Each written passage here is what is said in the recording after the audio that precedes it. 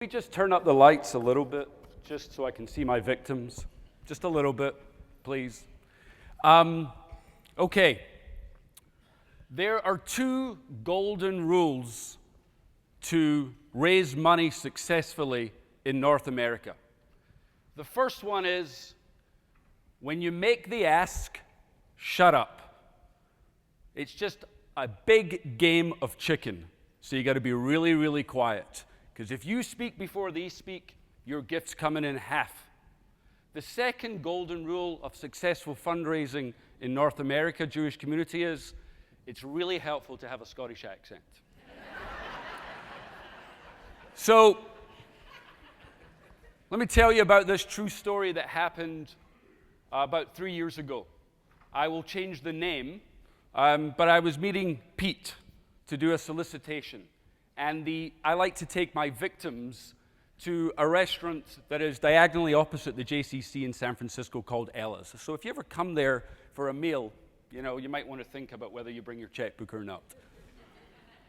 And I sit down with Pete, and I know Pete. Pete's in his early 60s.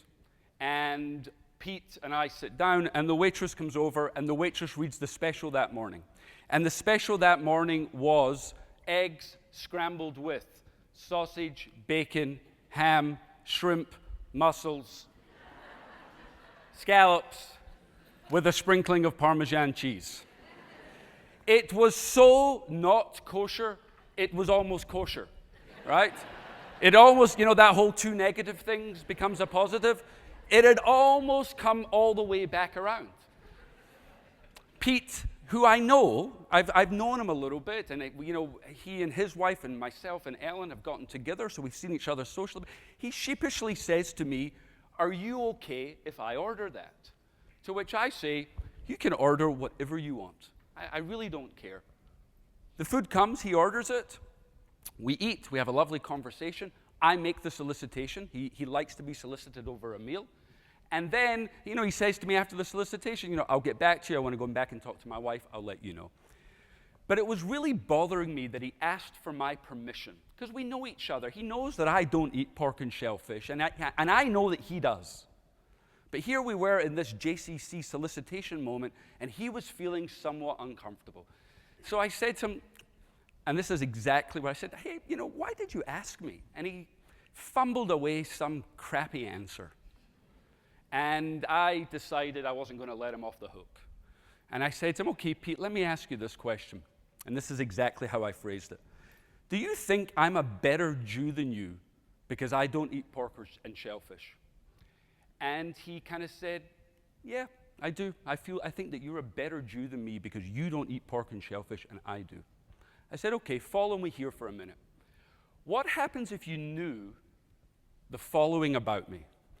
That I don't eat pork or shellfish, but every night when I go home, I beat my wife. What happens if you knew that I don't eat pork or shellfish, but I figured out a way," and I pointed across the street to the JCC, "I figured out of a way to embezzle $10,000 a month from the JCC. Am I still a better Jew? Bernie Madoff, better Jew?" And at that point, he's like, "Okay, I get it. I get it." 2.5 weeks later, 3 weeks later, I get a handwritten note from Pete with the check, which, by the way, he gives anonymously to the JCC. So we can talk about the value of giving and how does that make him a better Jew. And he puts in a little note, and he says on the note, he said, "Thank you for breakfast. Had a great time. Here's the check." And I want to tell you the following little story, that when I was 16 and growing up in Brooklyn, I snuck into McDonald's and grabbed a cheeseburger.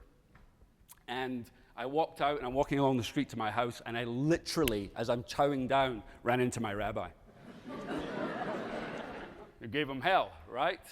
And he said, "I've been carrying around that burden for the last, 30, 40 years. It was a serious burden for him, right? He didn't, So why do I tell this story? Because I believe that a paradigm shift that we all need to make at JCCs and in other Jewish institutions around the country is we got to get out of the good Jew, bad Jew business.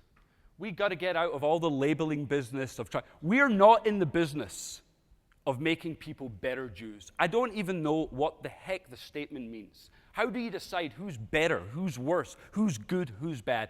We've got to get out of that business. And because there are hundreds and thousands of people like Pete of all ages who don't want to be labeled as good Jews or bad Jews. They just want to be Jewish, and they're trying to figure out what that means. And we as JCCs, of course, are incredibly positioned to handle that because we don't have an agenda of making people better or worse. So I'm a card-carrying member of a conservative shul in the Bay Area. My rabbi and her team, they're trying to make me a better conservative Jew. I sign up for that. I've joined. That's what I want. Right? That's their job.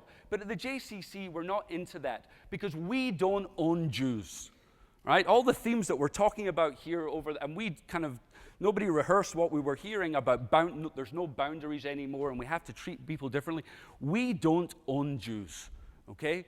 But we do have a responsibility to infect them in such a way that makes their Judaism seem interesting and wonderful. So what's that challenge? That challenge, in my opinion, presents itself in the following manner. Here's what we all have in common. We all have Jewish as our first name, Jewish Community Center of, and we all have the same last name, just different cities. In my case, San Francisco, Boston, Cincinnati, Louisville, Atlanta, it doesn't matter. We all have the same first name, and we all have the same last name. And that juxtaposition between the particularism of our first name and the universalism of our last name is a shift that we have to get serious about both of them. My incredible staff at the JCC of San Francisco will tell you one thing about me. When somebody walks into my office and says, we can only do this or that, it needs to be either this or that, and they're both good ideas, I kick them out and say, it's got to be both and. We have to be living in the particular world, and we have to be living in the universal world, and we have to be very, very serious about it. So let's talk about what that serious may mean for a minute. On the Jewish side of it, we cannot... Jewish life classes and Jewish life departments at your JCCs should be dismantled piece by piece. And I'll tell you, and I will tell you why. Because we're not in the business of trying to make people like us, right? That's a flaw. I don't want to invent little Jewish Barry Finestones. Funders, I'll touch a third rail here. I don't want to take money from funders who says, we're going to give you money, we want you to make people like us. Right? That's not the game that we are playing in right now. But the Jewish piece is really, really important. And the reason why Jewish life departments aren't successful at JCCs is because they are seen as an item on the menu at the JCC, like fitness, like preschool, like camp. Jewish. Jewish isn't an item on the menu. It's an ingredient in everything that we do. It shouldn't just be, imagine, here's what happens at JCCs. Somebody goes to build a program, and they say, I've built this beautiful program. I got to run over here and just sprinkle a little Jewish on it. Right? I'm going to put a little dressing. So it's the Caesar salad, and that's the little dressing. And you know what happens when you do dressing? People say, I'll have the dressing on the side. People say, leave the dressing off altogether. Right? So what America tells you, you can get everything the way you want. Jewish needs to be embedded in everything that we do. It needs to be a key ingredient in everything that we do.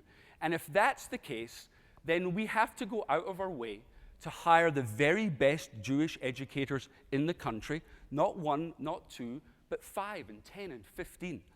And we have to embed them like journalists are embedded in warfare now. You know, how was war reported several years ago? You'd hear about it 6 months later.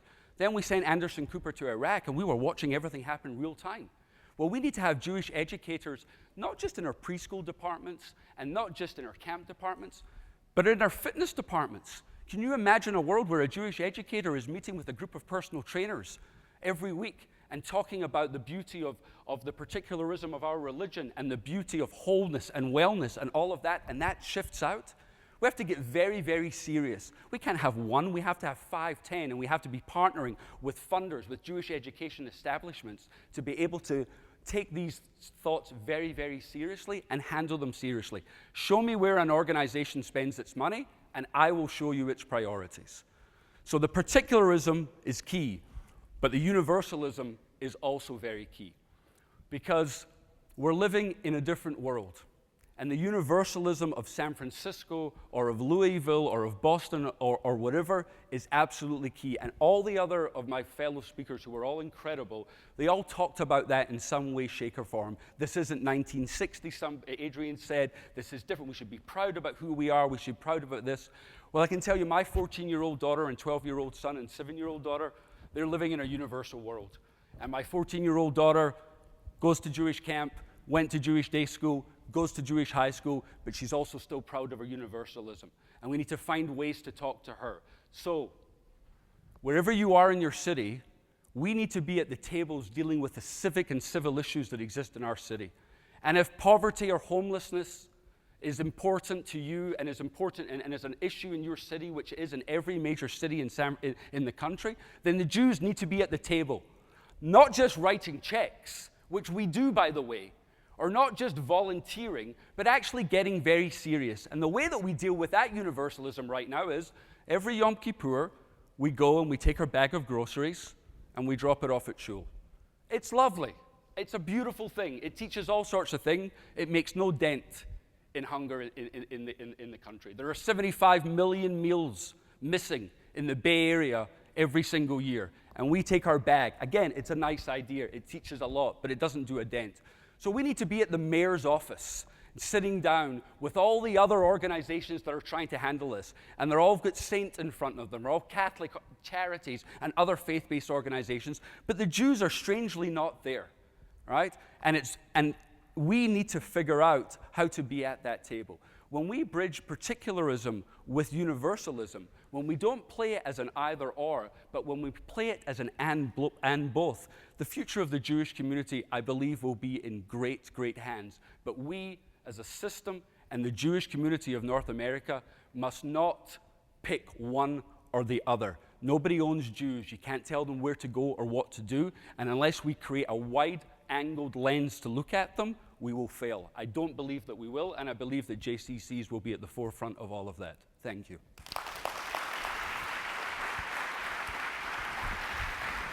Okay.